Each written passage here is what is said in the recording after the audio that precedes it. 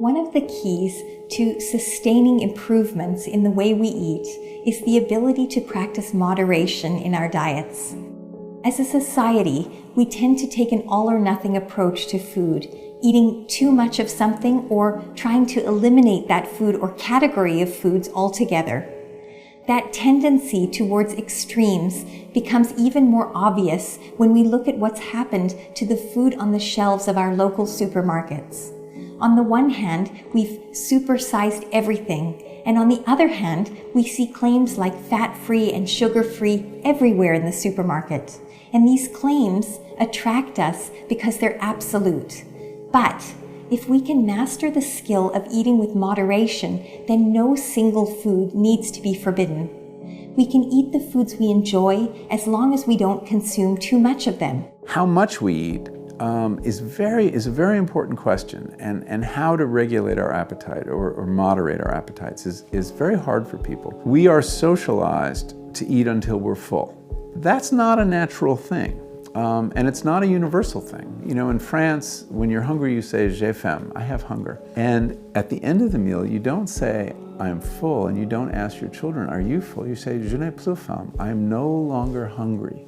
That's very different than being stuffed. The moment at which you're no longer hungry is many bites before the time when you're stuffed.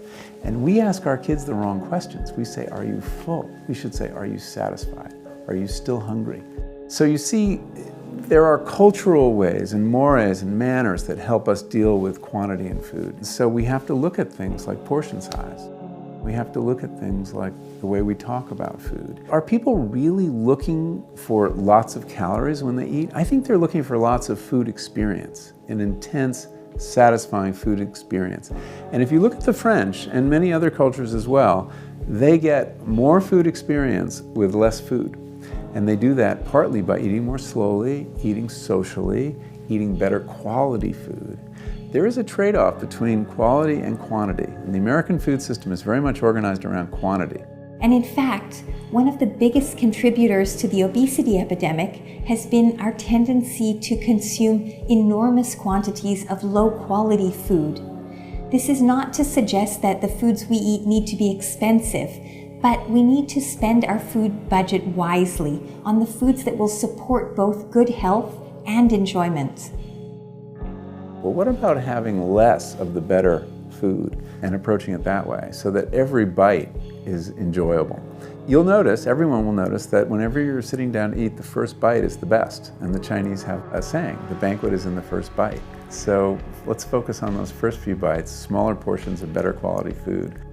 And I wrote Food Rules, my book of rules about eating, to examine how different cultures deal with this question of moderation.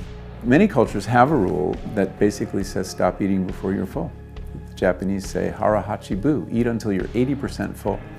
That's such a foreign concept to us. But you find this across the board. The Chinese say eat until you're 75% full. In the Quran it says you should eat until you're 2/3 full. Everything but 100%, which is what most of us do. Next time you're going to eat something, ask yourself a few questions about it. Will this food bring me pleasure, or am I eating it because it's a food that I feel I'm allowed to eat?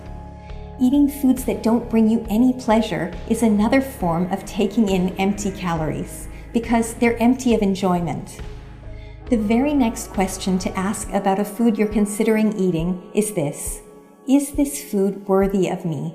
And by this I mean, will this food support me in achieving all of the things I want to achieve in the long run, including good health?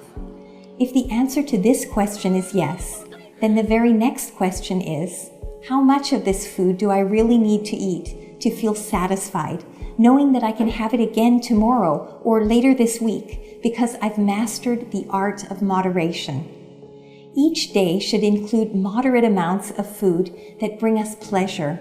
Moderation allows us to live at peace with our food, knowing that subtle variations won't be enough to destabilize a healthy relationship.